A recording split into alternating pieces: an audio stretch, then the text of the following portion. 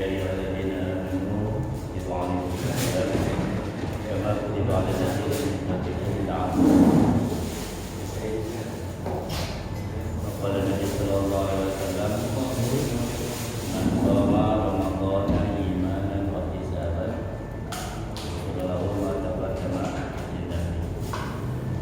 Hadirin sekalian, saya beri para jemaah taklim dasar ini insyaallah mudah-mudahan rahmati oleh Allah Subhanahu wa taala. Alhamdulillah. Dan Allah Subhanahu wa taala dapat kita bersyukur setelah yang kita terima dari Allah Subhanahu wa taala kita nasihat walaupun yang aman juga bagi yang bersyukur kepada Allah. Mudah-mudahan syukur kita kehidupan kepada para Allah Subhanahu wa taala yang wajib maupun sunnah diterima oleh Allah Subhanahu wa taala yang berarti Allah akan memberikan ganjaran yang besar buat kita yaitu mendapat hidayah Allah Subhanahu wa taala. Salam dan salam semoga kepada junjungan kita Muhammad sallallahu alaihi wasallam, mudah-mudahan selalu kita panjatkan ini akan menjadikan syafaat bagi kiamat yang akan datang. Saudara sekalian, sebelum kita mulai kajian kita seperti biasa sama-sama kita baca Fatihah dan niatkan semoga seluruh hajat kita yaitu urusan dunia maupun akhirat, urusan dunia, urusan kerjaan, urusan keluarga dan sebagainya, mudah-mudahan Allah mudahkan segalanya. Kita menjaga kita dari kesehatan, keselamatan, segala apapun, segala bala, musibah, dan kita mudah-mudahan Allah SWT kita dan keluarga kita. Mudah-mudahan kalau kita meninggal dunia kita menjadi pada Rasul Fatimah yang dapat dimanfaatkan oleh kita untuk kalian setiap hari yang akan datang. Al-Fatihah alladzi intiya wa likulli yang solihah dan tentunya Nabi Mustafa Muhammad sallallahu alaihi wasallam disediakan Fatihah.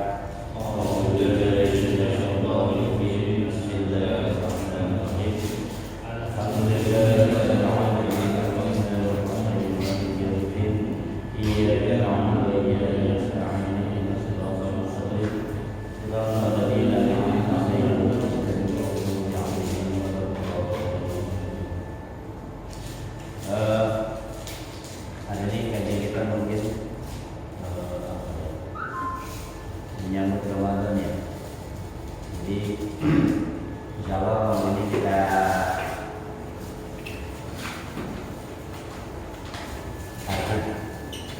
tarhib Ramadan. Ini istilah tarhib. Apa sih tarhib? Kayak mana tarhib?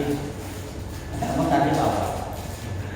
Nah, ya baik. Bapak sekalian perjalanan dengan Allah Subhanahu wa taala.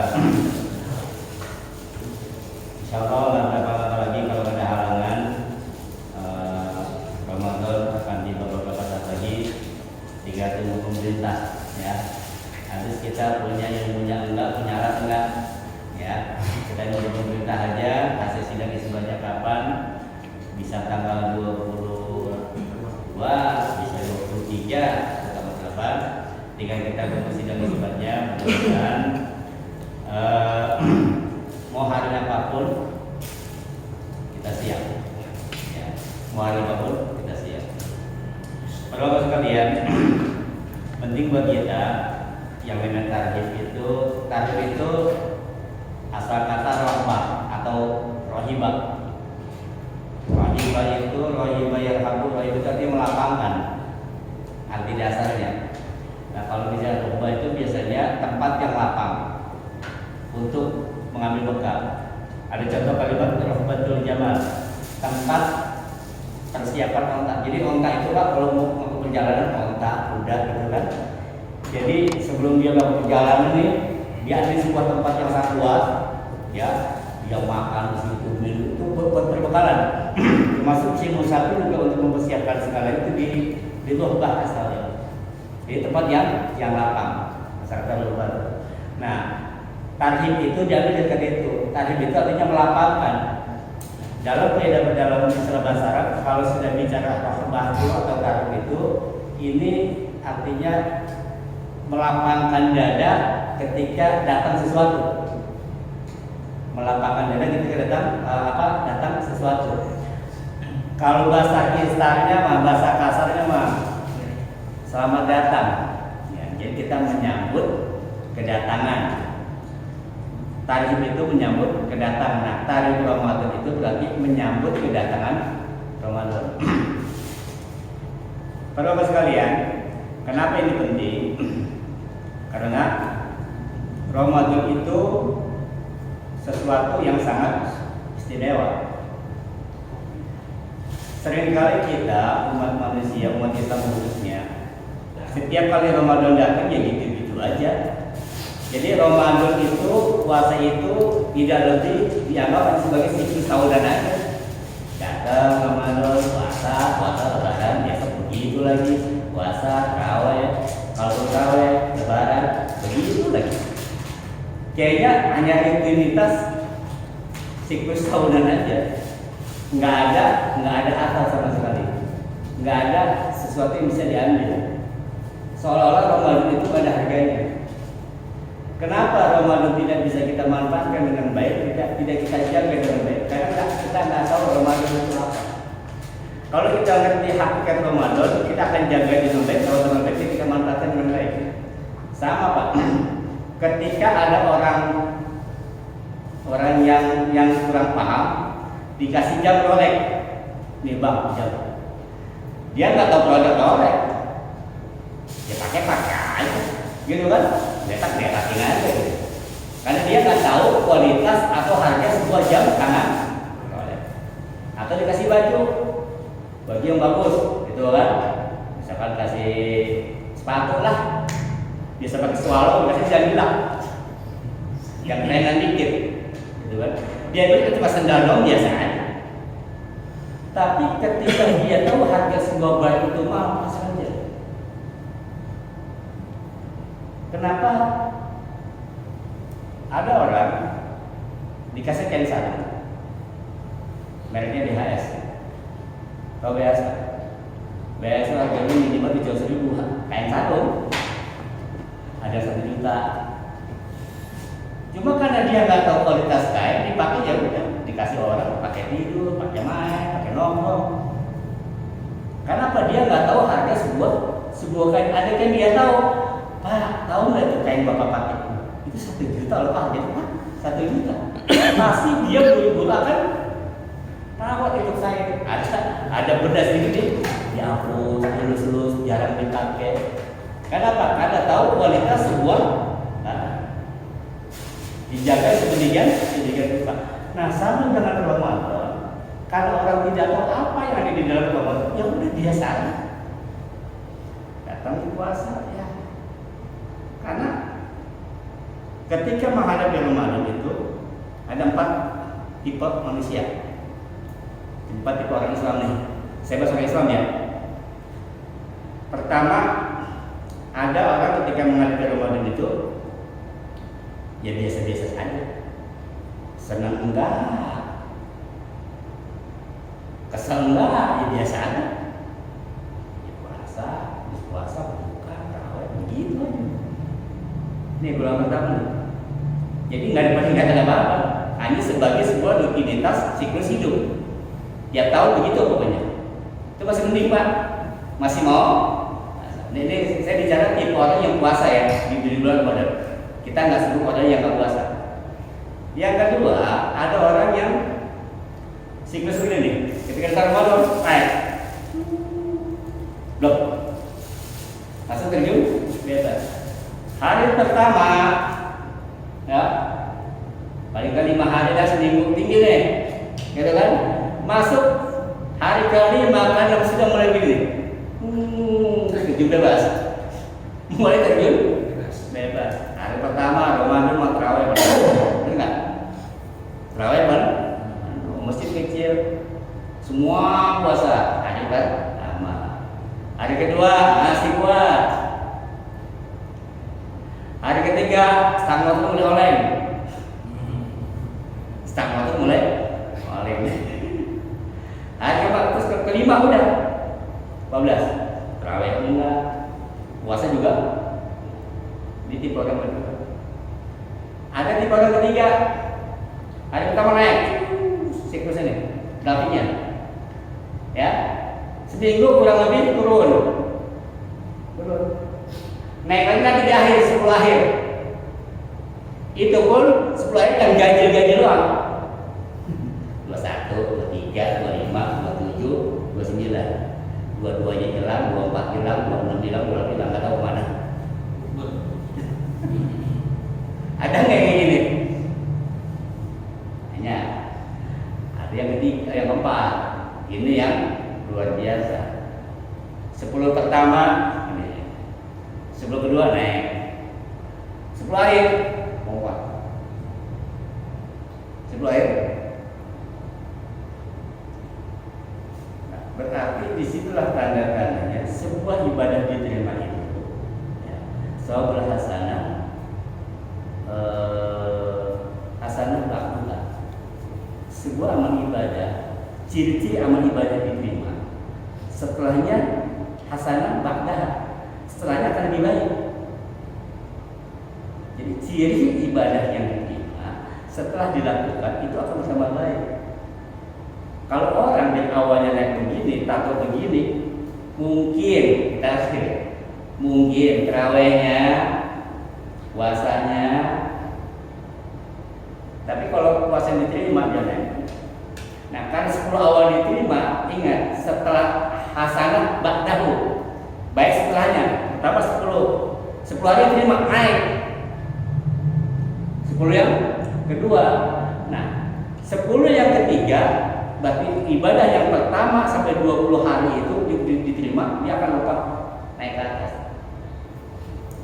Nggak tahu kita ada posisi yang di mana. Nah, kenapa ada karakter seperti itu naik dan sebagainya manusiawi? Cuma kita harus tahu ada apa sih di dalam. Kenapa harus demikian dulu? Bapak sekalian, ya mungkin ustaz-ustaz, kiai-kiai atau ajar-ajar pakai sudah bahas gimana berkah Ramadan, kemudian pahala Ramadan dan sebagainya. Saya ingin mengutip ayat. Kita paham dulu puasa itu apa sih, atau siam itu apa. Kita coba usahakan kita kaji. Puasa itu menjadi sebuah identitas. Puasa Ramadan itu menjadi identitas orang Muslim. Ya, karena puasa banyak, Pak. Nah, puasa Ramadan itu bisa dijadikan identitas orang Muslim, sama dengan sholat akan menjadi identitas orang Muslim. Kalau kita mengutip ayat pada ya ayyuhalladzina amanu kutiba alaikumus syiyam, ini ayat ini sudah tenar, kita sudah hafal dari kecil, ya, di dua kepala ya. Hai orang beriman, diwajibkan kepada kamu berpuasa, kama kutiba alal ladzina min qablikum, sebagaimana telah diwajibkan oleh orang-orang sebelum kamu. Untuk kita memahami ayat ini dari 183 sampai 187, ini ayat ini berkaitan nih, Pak. Kita cuma biasa kaji di ayat ya ayyuhalladzina amanu kutiba alaikumus syiyam itu, yang belakangnya kita nggak kaji. Nah, kebetulan ini tafsir ya, kita sedikit membahaslah tafsir pemahaman Al-Baqarah 183 sampai 187. Ini berkaitan dengan histori juga. Bapak sekalian, dulu kaum Bani Israel itu diangkat derajatnya oleh Allah Subhanahu Wa Taala melalui Nabi Allah Daud dan Nabi Sulaiman. Nabi Sulaiman itu adalah orang Bani Israel, sama dengan Daud juga. Seluruh Bani Israel itu diangkat dari Allah Subhanahu Wa Taala dengan berkuasanya Nabi Sulaiman. Makanya orang Yahudi saat itu, orang Bani Israel itu orang yang sangat dimuliakan oleh Allah Subhanahu Wa Taala. Singkat cerita, bahkan pada zaman Nabi Sulaiman itu segala bentuk kemusyrikan, syirik, dukun dan sebagainya itu diberantas.